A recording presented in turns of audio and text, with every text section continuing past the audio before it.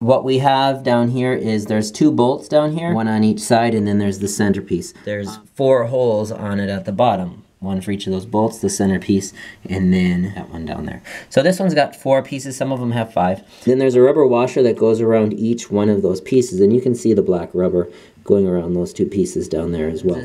Sometimes this toilet bowl gets, you know, people will sit on the toilet, they'll lean up against it, and it'll rock back and forth. And just that continuous rocking back and forth, it can actually loosen up these bolts, or it can put some stress on those rubber washers, loosening them up. So a lot of times, all you need to do is just use a screwdriver and tighten those back down.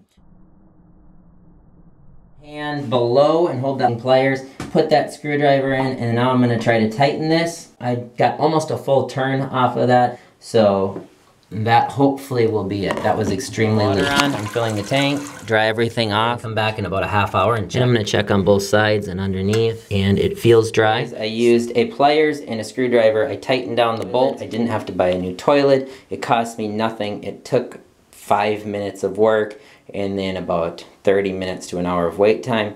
And that's it. This cost me nothing. You may need to get a new washer kit, but this is the first, cheapest, and easiest way to going about stopping that leak. Hopefully this helps. Please like and subscribe.